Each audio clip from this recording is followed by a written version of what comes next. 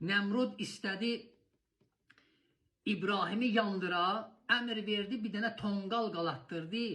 Neçə gün idi o tonqala cəmaət odun daşıyırdı.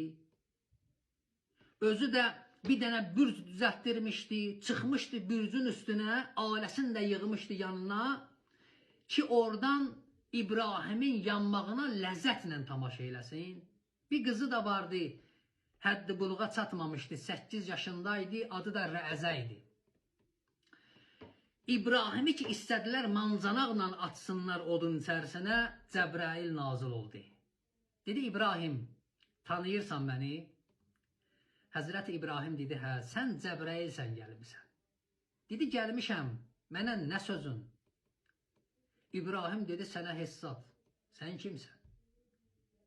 Allah mənə buyurur ki, sənlə mənim aramda nə qasid, nə vasidə. Qasid o yerdədir, tərəf əhli dil olmaya. Mən səni Allahdan o zaman istəyərəm ki, bu cəmaət məndən bir möcüzə istəyə. Onda deyərəm, ilahi, Cəbraili göndər, mənə yol göstərsin.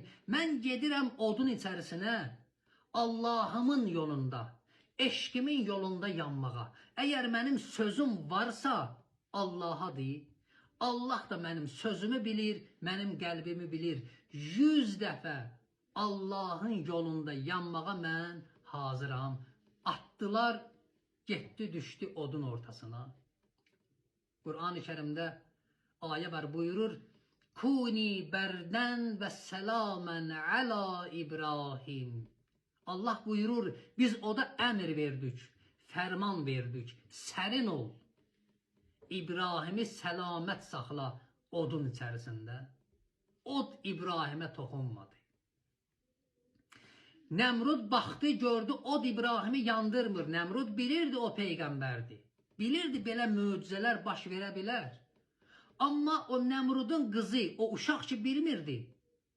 O uşaq ki görür, od İbrahimi yandırmır. Bürcdən İbrahimi səsləyir ki, İbrahim, sən nə dedin ki, od səni yandırmadı? İbrahim də odun içərisindən qızı çağırır ki, mən qalə Bismillahirrahmanirrahim la ya'liguhun nar. Bir adam Bismillahirrahmanirrahim deyə daxil ola odun içərisinə, od onu yandırmayacaq. Sən deyinən ki, ay qardaş, bizdən çox Bismillahirrahmanirrahim deyən yoxdur.